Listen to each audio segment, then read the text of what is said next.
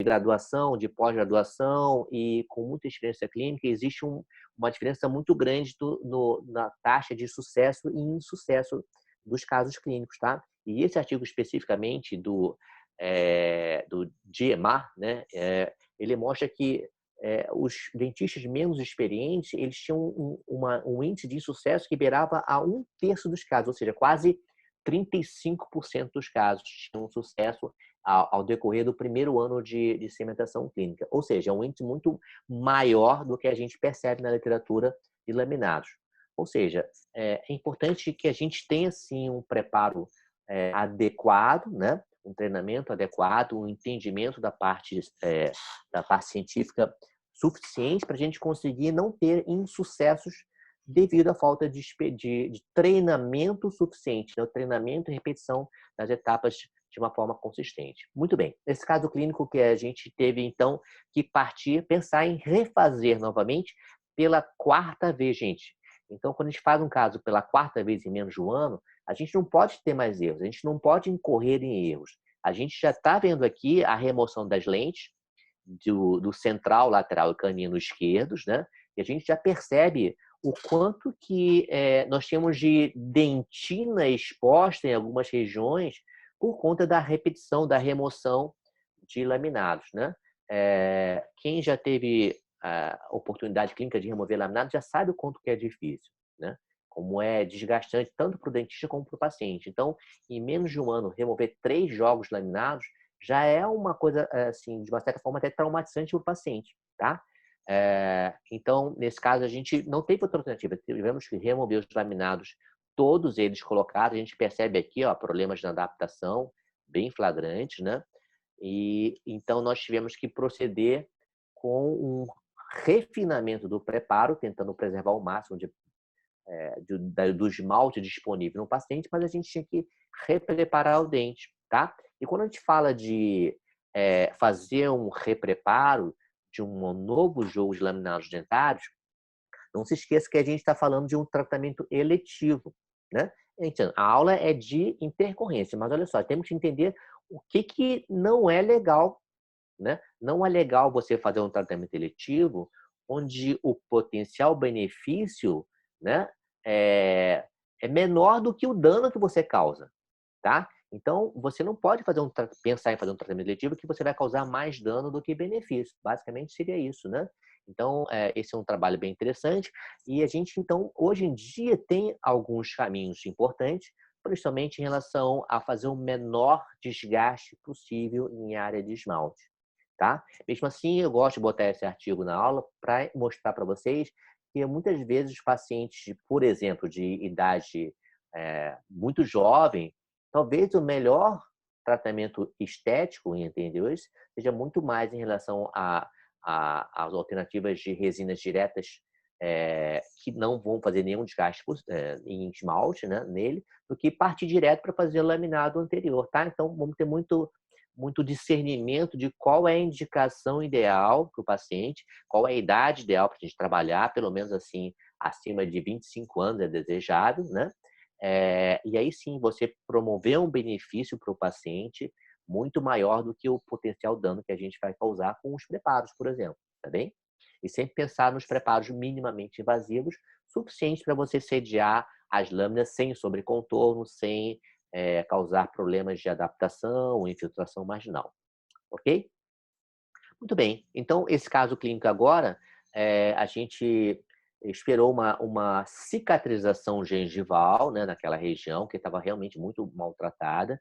E aí nós fizemos o repreparo dos laminados, somente nos superiores, repare, somente nos superiores, tentando buscar o máximo de semelhança possível com os dentes inferiores, tá? Então, essa foto do paciente, 2 semanas é, é, é, depois da cimentação, tá? Nós fizemos o preparo uma semana depois e fizemos uma cimentação 2 semanas depois, e aqui uma fotografia após 2 semanas. A gente percebe claramente como a gengiva já reagiu muito melhor naquela situação e a gente então buscou uma naturalidade, uma curva incisal melhor para o paciente, tá? A gente então tem um final após 4 jogos laminados anteriores. Esse caso já tem mais de um ano e meio, né? Um caso relativamente recente, mas tá sem nenhum problema, nenhum lascamento.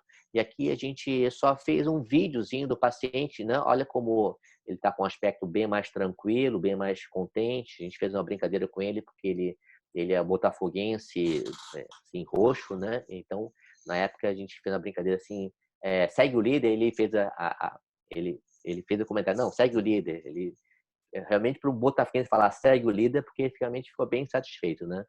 Mas ele está bem, está com um outro aspecto, um outro astral, tá bem? Legal. Por que eu mostrei esse caso para vocês? Para a gente ter bastante bom senso e discernimento de fazer a indicação ideal dos casos clínicos, tá bem, gente? E também entender que é necessário um preparo tanto técnico como um treinamento adequado e um entendimento da parte que envolve todos os cimentos resinosos, todos os materiais cerâmicos, né? Todas as técnicas de cimentação, para você poder conduzir de uma forma tranquila o seu caso clínico, ok? É importante você sim fazer um treinamento, um entendimento bom desse assunto. Vamos falar de algumas intercorrências muito comuns no consultório. Eu enumerei 3 aqui importantes, né, que acontece bastante. Esse aqui é o que a gente mais vê, chama chipping, né, que é um lascamento da borda incisal. Tá? O dente que mais lasca a borda incisal são os incisivos laterais, tanto o direito como o esquerdo. Mas o direito, não sei por que razão, normalmente lasca mais do que o lado esquerdo. Tá? A gente vai então entender o porquê que lasca e se é possível fazer algum tipo de reparo antes de pensar na troca. Ok? Vamos falar um pouquinho também sobre manchamentos incisais que acontecem, não é tão raro assim. Muitas vezes eu vejo, eu já orientei alguns casos para a gente poder solucionar esse manchamento, que é um manchamento interno que acontece, por que acontece e como fazer para remover esse manchamento. Vamos falar sobre isso na aula de hoje. E algumas fraturas um pouco maiores, né, mais importantes, que a gente tem que pensar, na maioria das vezes, né, uma fratura desse tipo longitudinal na troca da lâmina, né? Aqui a gente não vai ter muita alternativa, tá bom? Vamos falar então um pouquinho de cada uma das alternativas. Algumas perguntas que a gente percebe também, existem a forma mais convencional de remoção das lentes, estamos perguntando aqui no Instagram, seria em relação ao uso de brocas, né, de diamantadas, são brocas específicas para desgastar zircônia, então elas são muito mais abrasivas, mas a gente tem 2 alternativas também. Nós temos o ultrassom da CB-Dentos, que tem uma ponta específica para remoção de lâminas, tá? Ela faz como se fosse um formão por baixo da lâmina, a gente faz uma canaleta e com essa ponta de ultrassom a gente consegue remover as lâminas de uma forma mais fácil, né? Desprendendo a lâmina do dente. E nós temos alguns lasers de alta potência, de hérbio, que degradam o cimento internamente e conseguem remover a lente, tá? Mas eles são muito caros atualmente. Esses lasers específicos para remoção de lentes têm um preço, antes do dólar disparar, era 170 mil. Agora já não sei quanto que está, né? Então é bastante caro. O ultrassom da CB-Dentos tem um preço mais acessível, né? Por volta de entre 12 e 15 mil reais, você consegue usar uma ponta CB-Dentos para remoção da lente por ultrassom, tá bem? Mas o mais convencional é usar a broca mesmo, brocas de diamante de alta performance para desgaste de zircônia. E é um procedimento que pode demorar, muitas vezes, 1 hora e meia, porque você tem que tirar lente por lente, buscando não desgastar mais o dente, tá? Vamos lá, vamos falar um pouquinho sobre essas intercorrências. Estão pedindo para afastar um pouquinho mais a câmera para ler as bordas. Ok. O ultrassom que a gente recomenda é o da CB-Dentos. A gente tem assim, alguns trabalhos mostrando que essas intercorrências como fraturas, chipping, né? Até mesmo cáries de cimentação, eles têm um percentual, ok? Tem um percentual. E o que mais a gente percebe é o chipping, que é esse lascamento de bordas incisais. A fratura acontece também, mas num percentual um pouco menor, tá? A gente percebe que a maioria dos trabalhos tem uma sobrevida boa, 97%, né, para 7 anos, e para 14 anos, 88%. A gente pensar em tempo de 14 anos, é um percentual razoável, mas a gente percebe que não é imune à repetição, assim como não são as coroas cerâmicas convencionais, as cerâmicas, as metalocerâmicas, elas têm um tempo de vida útil também. Nesse aspecto, como as lâminas normalmente são cimentadas sobre esmalte, elas têm uma longevidade bem razoável, exceto quando você faz trabalhos com pessoas que não têm uma experiência adequada, tá?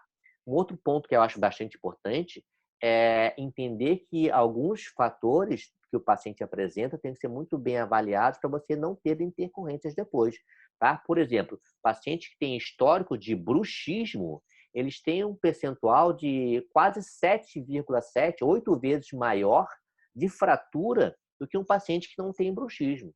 Então, avaliem bem se é um caso que pode ser feito uma lâmina, lâminas anteriores, porque no mínimo vão ter que depois ser protegidas por uma placa de mordida. Se o paciente não consegue usar uma placa de mordida, avalie bem se é o caso de você fazer laminados que vão ter uma chance muito maior de fratura, tá bem? Então, mas como é que eu vou saber, professor, se vai fraturar, se o paciente vai usar a placa ou não? Se você está na dúvida, se o paciente não usa a placa ainda, coloca uma placa para ver se o paciente consegue se adaptar, para depois pensar em fazer os laminados. Senão vai ser muito desgastante tanto para o paciente como para você, fazer laminado, começar a ranger e quebrar as lâminas. Ele vai falar assim, por que você não me avisou? Né? Então, é importante, nesse caso, que o paciente tem flagrantemente um bruxismo, você testar para ver se o paciente consegue usar a placa de bruxismo antes, para depois pensar em fazer os laminados. Ok?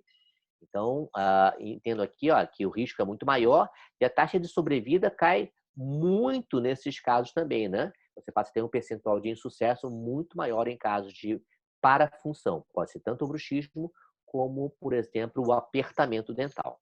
Ok? Ah, ah, esse já mostrei esse artigo, perdão, a repetição. Eu quero mostrar algumas situações clínicas também que existem falhas menores, mas que causam muito desconforto para o paciente. Antes de falar do chip, eu quero falar sobre casos com diastemas, ok? Os casos com diastemas, a gente faz um preparo um pouquinho mais subgengival na área entre as pontas das papilas. Eu vou mostrar esse caso que a gente teve que repetir por conta de um aspecto que a gente considera bastante, né, na solução final estética. Por exemplo, o preparo aqui, foi feito justa gengival, ok? A expulsividade está ok, mas o preparo não foi feito de forma subgengival. O que acontece? Se você não faz um preparo subgengival em casos de diastema, normalmente a gente tem a ocorrência de um triângulo escuro, a gente chama de black space, porque a cerâmica ela não consegue fechar essa área aqui, entre na papilha, da papila, né? Porque a lâmina está saindo acima do preparo ou justa gengival, tá? Então fico normalmente até com um degrau aqui na interproximal, porque o laboratório não consegue fazer com que a lâmina faça a sua emergência subgengival. Então nessa prova a gente já percebeu que os black space ficariam muito visíveis na paciente, né? Tá? Então a gente teve que repreparar os dentes, olha, a gente teve que repreparar, a gente vendo aqui o black space, o laboratório pode até tentar aumentar o contato, mas fica em sobrecontorno, né? Então é muito indesejável esse aspecto do black space. Então, o que nós temos que fazer? Um repreparo, não tem jeito, né? Usando, por exemplo, o recurso um fio afastador, você pode perceber pelo grafite que ele está supragengival e vamos com uma broca de acabamento, né, de forma ogival, tornar o preparo subgengival. Olha a diferença aqui, né, principalmente aqui, supragengival, e aqui nós temos o preparo já subgengival. Tá? Então, a cerâmica aqui tem a possibilidade de emergir de dentro da gengiva. E com isso, o black space fica muito mais controlado. Aqui nós estamos vendo aqui, o antes do repreparo e depois do repreparo subgengival, tá? Uma moldagem bem adequada com um fio de afastamento para você ter o término muito bem definido, né? Permitindo, olha, aqui nós estamos vendo a borracha moldando uma área subgengival e o preparo realmente subgengival nas interproximais. E aqui nós estamos vendo o resultado da lâmina refeita. Ó. Aqui foram refeitos os preparos e os lâminas também. A gente agora não vê mais aqueles black spaces, porque nas interproximadas a gente tem a possibilidade da lâmina sair um pouquinho mais subgingival. Não é bom sempre contar que a papila vai preencher aquela região, né? Aquele famoso artigo do Tarnow, né? Da distância entre a crista e a ponta da papila. Você não, na verdade, se você contar sempre que isso vai acontecer, nem sempre acontece, principalmente em diastemas mais largos. Ele não consegue fechar totalmente a ponta da papila, tá bom? Muito bem. Vamos falar então um pouquinho agora de uma outra intercorrência, né? Do shipping, da fratura e do manchamento, tá?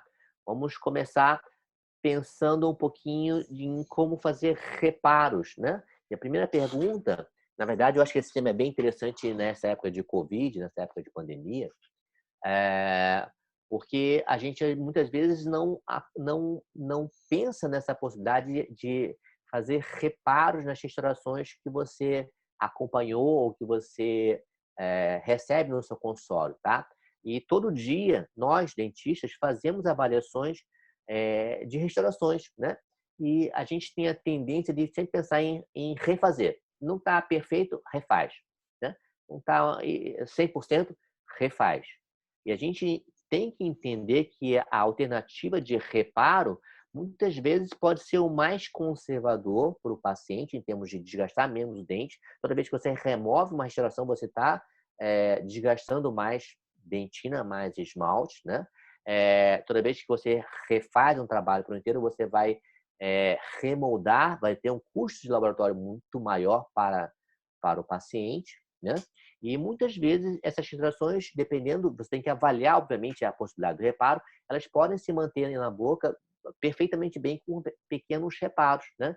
Então, a gente não está muito acostumado a fazer essa avaliação dos reparos no nosso dia a dia. Mas se a gente se colocar no lugar do paciente, em várias situações, nós, como dentista, preferiríamos fazer um reparo do que a troca de uma restauração que você sabe como dentista, que vai exigir um desgaste maior do seu dente, tá? E o retorno, vamos lá, desse financeiro, vamos dizer assim, ele vai ser de uma forma muito semelhante, não? O reparo você consegue um tempo clínico muito menor de trabalho e você consegue, enfim, ter todo o benefício, né, de resolver um problema num tempo muito menor para o paciente, tá certo?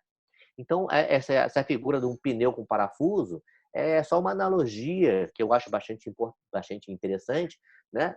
Que a gente tem um pneu furado com prego. Quando você tem um pneu furado com prego, você troca o pneu, você compra um pneu novo ou você faz um reparo, né? Quando você rasga um pneu, ok, você tem que pensar na troca de um pneu. Mas quando você tem um furo num pneu, muitas vezes a melhor alternativa é você consertar o furo no pneu. E a vida que segue, esse pneu vai durar bastante tempo, tá?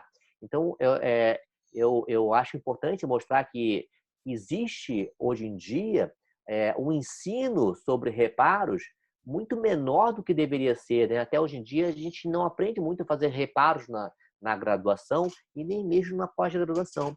E a gente sabe que o baixo custo, né, uma técnica de baixo risco pode ser uma das melhores soluções para situações de lascamentos em cerâmica, por exemplo, dependendo, obviamente, da localização, da viabilidade clínica, de entender o que produziu aquele lascamento e a possibilidade, então, de fazer a manutenção a longo prazo dos reparos que você conduz, tá?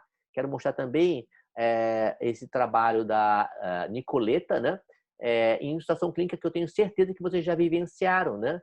Uma área, aqui ó, no molar, vocês veem uma área na cúspide lingual, né? Uma área de infiltração, onde o metal provavelmente se desgastou, e vocês percebem ali uma frestazinha, né? Bem perceptível naquela região, né?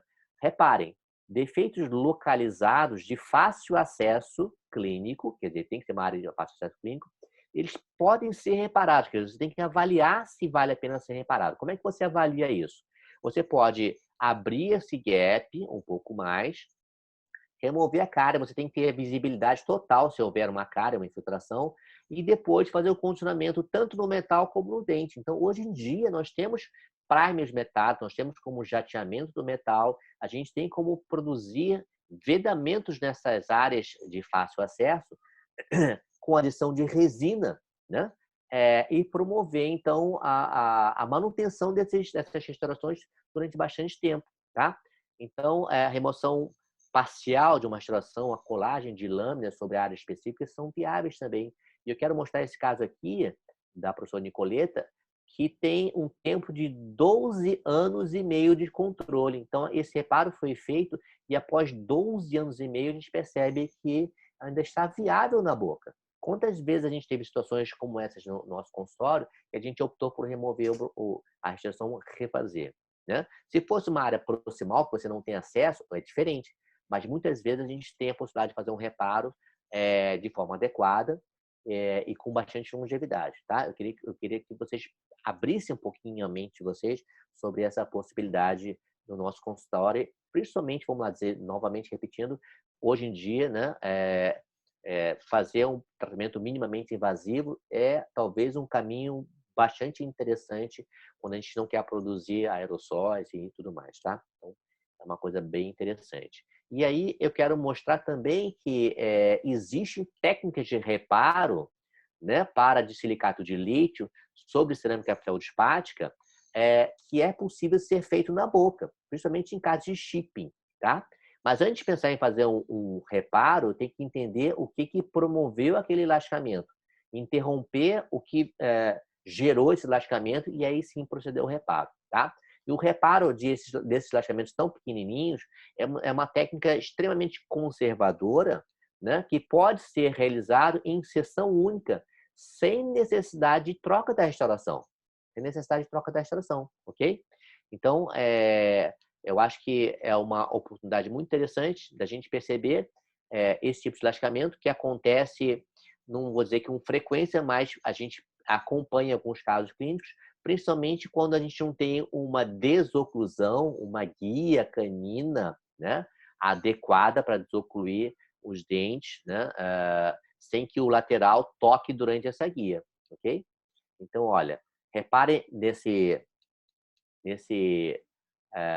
imagem que quando a paciente promoveu uma lateralidade direita, né, o ângulo da borda incisal do canino inferior, perdão, né, ele vai bem naquela região. Quer dizer, a gente não teve uma desoclusão do canino suficiente para evitar esse encontro da borda incisal do incisal inferior naquela borda incisal do lateral, tá? Então, quando você faz uma cimentação de um laminado superior, é muito importante que você observe a eficiência da desoclusão nos caninos para que não tenha chance de, durante qualquer momento de lateralidade, uma borda incisal tocar na borda incisal do lateral superior. Os laterais superiores não podem tocar durante as guias de oclusão nas bordas incisais dos laterais inferiores, principalmente se tiver algum ângulo, né? Um ângulo incisal mais perceptível. Ou seja, é importante que você, primeira coisa a fazer antes do reparo, né? Ou ao mesmo tempo do reparo, é eliminar aquela área onde você tem a interferência oclusal, tá? Você pode eliminar tanto por um desgaste, uma meloplastia, como melhorando a guia de desoclusão do canino superior com inferior. Você pode promover uma guia na lingual do canino para você desocluir melhor. Ou nesse caso em específico, a gente resolveu, já que o dente tinha um apinhamento também, arredondar aquela borda incisal, para que a gente pudesse, então, evitar um contato durante o movimento de desoclusão daquela borda incisal. Agora, meu celular realmente apagou, eu não tinha nem como ver nada do Instagram. Mas tudo bem, vamos lá, vamos seguindo. Qualquer coisa, o Cristiano me fala aí. Ok? Então, olha só, a gente, nesse slide, já está vendo o reparo efetuado, né? A gente já fez um acréscimo de resina foto, tá? E já eliminou a interferência oclusal. Com isso, nós temos o quê? A manutenção dessa resina, naquela área bem pequena, ao longo do tempo, tá? Nós temos com esse caso já pelo menos uns 5 anos em boca e não sofreu mais nenhum tipo de lascamento em borda incisal, ok? Pela efetividade do reparo e pela eliminação do fator que causou aquele reparo, ok? Então, se a gente pensar num protocolo, a gente vai pensar em uniformização e asperilização da superfície da cerâmica, tá? Uniformização e asperilização, nós temos algumas formas de promover isso, ok? Nós podemos fazer essa asperilização. Vamos mostrar aqui um caso clínico, né? Nós vamos promover uma asperilização e a melhor forma de promover essa asperilização seria com um jato de óxido de alumínio com água, ok? Então, isso aqui é uma ponta, na verdade, de bicarbonato, onde a gente abre a tampinha e a gente coloca aqui dentro, ao invés do bicarbonato, um óxido de alumínio de 30 micrômetros. Como ela sai junto com água, né, você tem um controle muito maior daquela região, tá? Para você jatear somente na área, no terço incisal desejado. Importante promover uma proteção gengival. Você pode até colocar um isolamento absoluto, se você quiser, tá certo? Ou você pode botar um top-down ou pau-down, uma resina, né, protetora na gengiva para não ter risco do jato de óxido de alumínio tocar nessa região. E, novamente falando, é importante que seja um jato de óxido de alumínio com água para você promover uma asperização. O professor pode fazer com broca diamantada? Pode, mas o ideal seria um jato de óxido de alumínio, tá bom? Após a asperização, você vai secar e você tem a possibilidade de usar um ácido hidrofluorídrico. Novamente, é importante frisar que é com uma margem de segurança. O que é uma margem de segurança? Nesse caso, se você optar por fazer o ácido fluorídrico, que seria a melhor forma de você promover uma microasperização, é importante que o paciente esteja com isolamento absoluto para evitar completamente a chance do ácido fluorídrico ser lavado e o paciente ingerir ou tocar na gengiva, tá bem? Se você não tem condição de fazer um isolamento absoluto, você pode já somente usar o jato de óxido de alumínio e partir para a silanização, tá? Então, nós temos vários silanos no mercado, por exemplo, nós temos um silano da Ivoclar, o monobond-N, que tem uma composição excepcionalmente boa com MDP, que é uma molécula para união ideal depois até com cimento resinoso, tá bem? E você pode, depois da silanização, 2 camadas de silano, secar e aplicar um adesivo nessa região, um adesivo bem fino, uma camada de adesivo bem fino, removendo bem o solvente e finalizar com uma resina composta. A gente está vendo aqui um QR Code, né? Nós temos um vídeo desse procedimento, né? Que vocês podem depois observar com calma. Mas, basicamente, a gente percebe aqui, olha, a possibilidade de asperizar com óxido de alumínio, com jato com aquele aparelho de jato de carbonato, e a aplicação do ácido fluorídrico, tá vendo? Ó? Somente na área da cerâmica. Essa aqui é uma cerâmica feldspática, então a gente aplicou 60 segundos. Reparem que não pode tocar em dente, é somente na área de cerâmica, tá bem? Lava, seca, ok? E aí nós vamos aplicar o nosso silano. Tá? 2 camadinhas do silano da Evoclar, seca, né? Seca, e aí nós vamos aplicar uma camada de adesivo, tá? Pode ser um adesivo universal, se você quiser, né? Pode também aplicar um adesivo puro, pode ser um adesivo puro. E, nesse caso, a gente vai fotopolimerizar, porque nós vamos fazer o reparo com uma resina composta. Então, nós estamos vendo ali com a espátulazinha, ó, aplicando a resina composta. Nesse caso aqui, a gente usou uma resina, se não me engano, da 3M, Z350,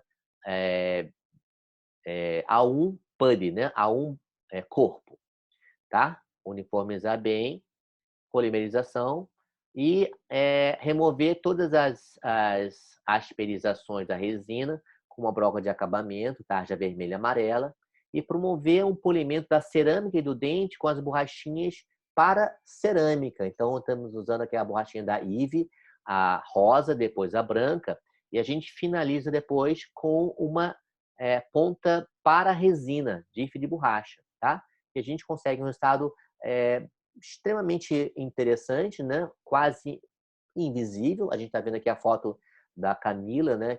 Onde a gente fez um reparo naquela região de borda incisal, né? Fica bastante invisível, ok? E aqui nós temos um caso um pouco mais avançado, né? Nós temos um caso aqui onde houve uma fratura da borda incisal realmente mais importante. Essa fratura aqui, nesses casos, eu fico sempre querendo entender com o paciente o que promoveu aquela fratura, tá? Entender qual foi o agente que causou aquela fratura, porque não é uma fratura típica de protrusiva nem de bruxismo, tá? E aí, o caso dessa fratura foi da paciente ter mordido um garfo, né? Mordeu um garfo. E, na verdade, poderia ter quebrado até o dente dela, né? Mas, vê, não foi uma parafunção, não foi um bruxismo, foi uma ação traumática específica e ocasional, ok?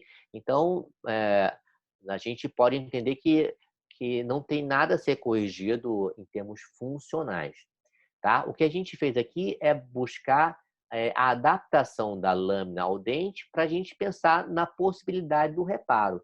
Poxa, Sequito, mas é muito grande, né? Você vai pensar em fazer um reparo desse tamanho? Não seria melhor refazer a lâmina? Sim, quando você tem um reparo que é maior do que um quarto, né, da lâmina, talvez o melhor seja fazer a troca, tá? Mas você tem que pensar nos todos os prós e contras. Quando você faz uma nova lâmina só num central, né, além de você ter que desgastar a lâmina e desgastar um pouquinho do dente, não é tão fácil você fazer uma nova lâmina só no central e ficar exatamente igual ao dente análogo. Tá? Você tem que buscar o mesmo protético, a mesma técnica, a mesma estratificação, não é tão simples assim, tá? E eu vou dizer para vocês que até esse 1/4, na classe 4, quando bem colada, ela vai se manter extremamente bem, semelhante a um fragmento de dente. Quando você fragmenta um dente, né, você não tem como a primeira alternativa fazer recolagem. Se você faz uma recolagem com qualidade, existe uma chance de ficar imperceptível ao longo dos anos, tá? Eu tenho, na verdade, um caso que tem mais de 15 anos, que foi recolagem, e esse é um caso mais recente, né? Mas ele funciona extremamente bem quando você tem um fragmento que se adapta bem, tá? Aqui a gente está buscando o fragmento, nesse caso aqui, nesse momento não estava tão bem adaptado, mas quando você molhou, ele encaixou e ficou bem adaptadinho, tá? Então, o tratamento na lâmina é muito semelhante ao que a gente fez no dente, no caso anterior. Com jato de óxido de alumínio, né, com água, a gente vai jatear toda a área de colagem do fragmento, né, na área onde ele fraturou e em toda a área lingual também, tá certo?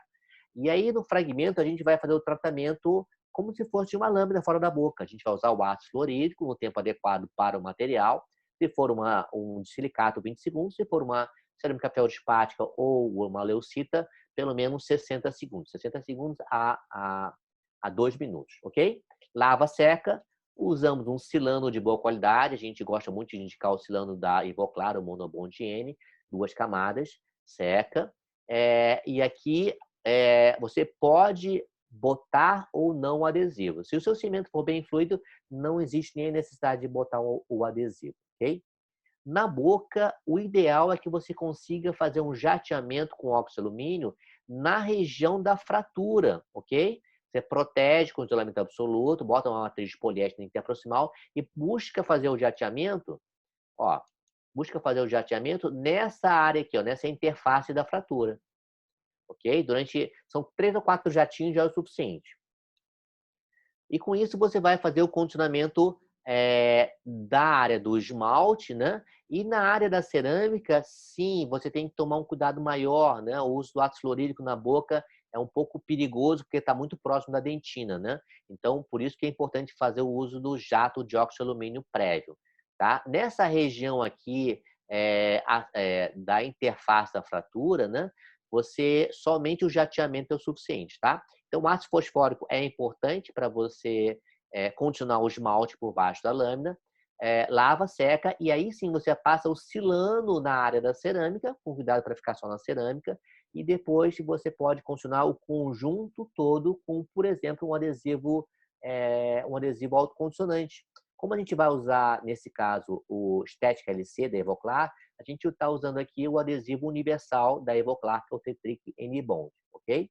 Tá? Se você for usar, por exemplo, o cimento resinoso da 3M, o Relax Veneer, você poderia usar o universal, o adesivo universal da 3M, né? O Single Bond universal, ok?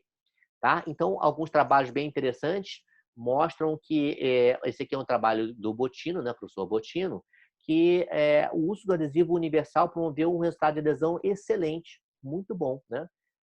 E isso totalmente suficiente para você manter o fragmento recolado, tá certo? Bem interessante. E aqui nós já estamos colocando, então, o cimento resinoso, no caso, o Static LC, colocamos no dente, na fratura, e levamos a lâmina, né? A lâmina extravasou, você polimeriza, né? Você faz a polimerização, remove os excessos com o pincel antes, faz a polimerização, e depois nós vamos remover os excessos com uma broca de acabamento, de preferência de uma marca boa, do tipo Comet, né? Para você desgastar somente o cimento resinoso sem asperizar a cerâmica. Na sequência, a gente está usando as borrachinhas de polimento para a cerâmica. Gostamos muito dessa marca Eve, da Iapol, né? A rosa e a cinza. Uma outra marca também muito boa é da Jota, né? São os discos da Jota para polimento de cerâmica. E a gente percebe que após o polimento, a gente não vê a interface da fratura. Você não vê a interface da fratura, né? Porque a lâmina estava com uma adaptação bastante boa, ok? E eu vou dizer para vocês que essa paciente em específico é um paciente dentista. Então, a gente conversou, eu expliquei bem para ela as possibilidades de fazer a recolagem ou fazer a troca da cerâmica, né? E nesse caso específico, eu acho que a recolagem foi assim, extremamente interessante para você conseguir manter o conjunto de semelhança entre as duas lâminas dos dois centrais, tá? É uma opção bem interessante quando você explica para o paciente que não é um remendo, e sim uma possibilidade de você ter um tratamento definitivo a longo prazo, pode ser, então, uma opção de tratamento bem interessante, tá certo?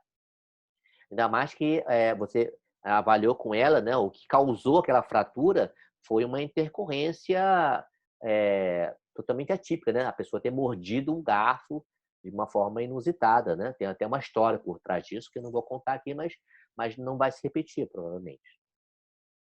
Muito bem, e aqui nós estamos vendo um outro tipo de fratura. Aqui, olha só, é metade do dente, né? Nesses casos, não dá para fazer, não é interessante fazer o reparo. Nesses casos, teria que ser feito a troca da lâmina.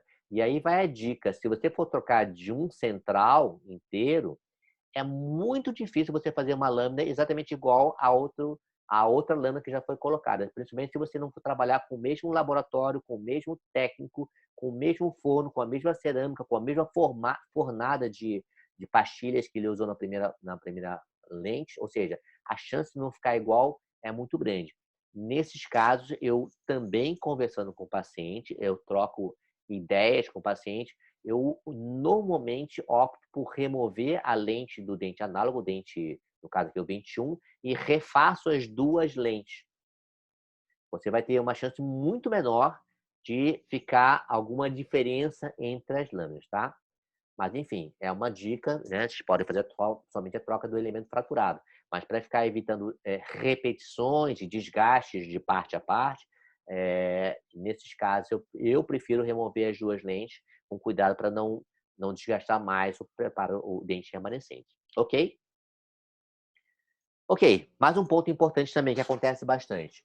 Manchas intrínsecas pós-cimentação. Manchas intrínsecas pós-cimentação. Isso não é tão frequente, mas eu já vi em vários casos, principalmente quando a pessoa não tem muita experiência de cimentação. Tá? Então, aqui vocês estão vendo uma mancha bem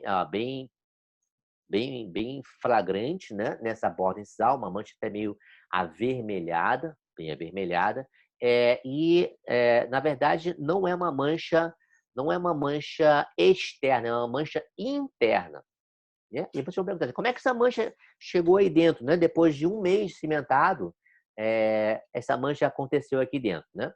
Obviamente o paciente vai te perguntar, porque uma das coisas que a gente sempre explica para o paciente é que a cerâmica praticamente não altera de cor, não é isso? E aí uma mancha interna, né, qual seria o motivo dela acontecer? A gente está vendo aqui num outro ângulo, uma mancha muito, muito flagrante aqui na borda incisal. Quase sempre essas manchas em terço incisal, ou até às vezes um pouquinho na área proximal, são decorrentes de falta de cimento resinoso na interface entre a lâmina e o dente porlingual. Tá? Deixa eu aumentar aqui um pouquinho. Ó. Quando você tem uma região onde o cimento não preencheu completamente, tá? Então, às vezes, a falta de um cimento que faça aquele... ele tem aquele excesso para você remover depois, né? Se ficar faltando um pouquinho, uma porçãozinha de cimento naquela bordinha, que por menor que seja, ali o pigmento vai entrar, né? Se o paciente toma vinho, ou açaí, ou café, né? Em pouco tempo, em uma semana, um mês, ali pode ficar pigmentado, ok? E essa pigmentação vai ser uma pigmentação interna, tá? O que nós fazemos nesse caso? Bom, nós vamos ter que fazer a remoção dessa mancha pelo mesmo caminho que ela entrou, por lingual, tá? Tem a opção de remover a lâmina? Tem. A gente vai ter que, novamente, avaliar essa necessidade de repetir mais do que só aquela lâmina para ficar tudo igual. Então, o que a gente faz? Com a broca em forma de chama, a mais fina possível, a gente, na verdade, faz um aumentozinho daquela fenda. Poxa, professor, mas ali vai ficar uma resina mais espessa? Não, a gente vai fazer um reparo em resina depois, tá? A gente vai preencher com resina fluida e, se necessário, a gente vai botar uma resina composta naquela região, tá? Mas o que nós fazemos? A gente aumentou um pouquinho aquela flechinha e aí, com um jato ou de bicarbonato ou de óxido de alumínio com água, nós vamos apontar direto naquela área da fresta, por ali que entrou o pigmento, tá? Então, nesse caso aqui, olha, basta assim 2 jateamentos certeiros que você remove completamente a mancha por incisal, tá?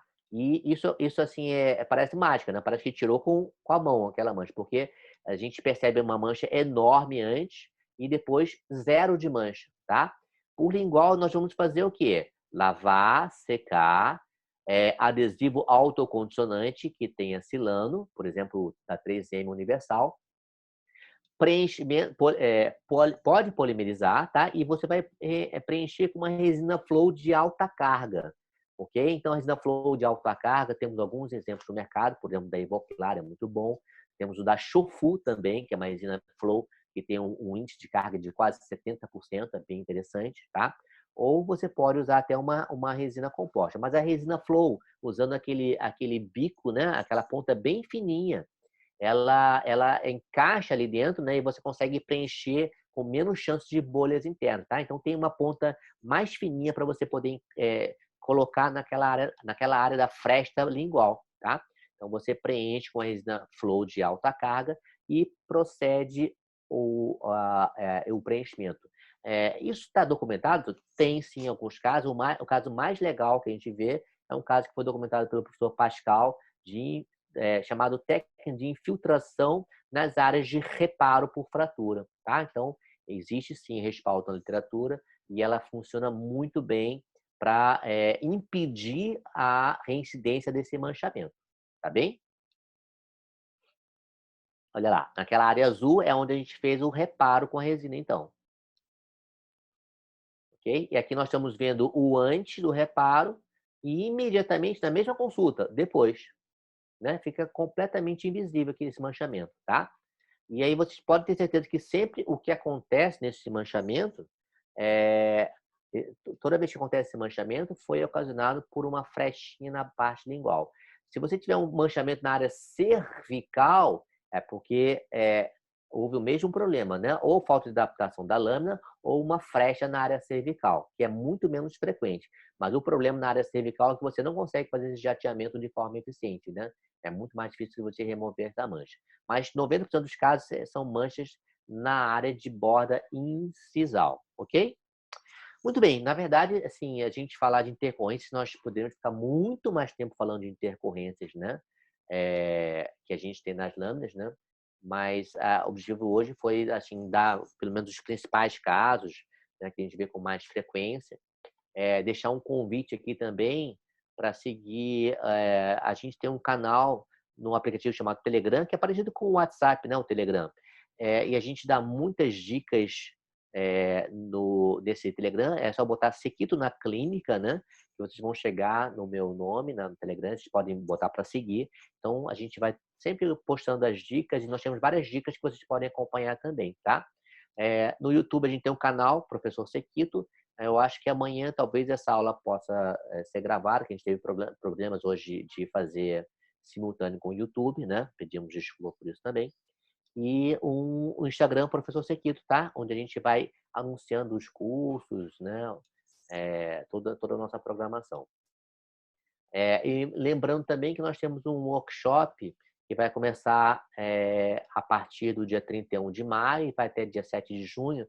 Nós vamos dar 3 aulas mais específicas de laminados, né? Que nós fizemos uma jornada falando de fotografia, falamos de cimentação adesiva, falamos de sistemas cerâmicos. Hoje falamos um pouquinho de interpoints, a gente começou um pouquinho esse assunto de laminado, mas a gente vai partir para princípios de indicações de laminados nas próximas aulas, tá? Vamos falar um pouquinho sobre um caso por inteiro e um pouquinho sobre a fase de cimentação adesiva, tá bem? Então, hoje eu tive dificuldade um pouquinho no Instagram também, mas depois eu vou tentar responder algumas dúvidas no Instagram, né? Se eu conseguir ligar no Instagram aqui, eu vou tirar algumas dúvidas. Não sei se o Cristiano também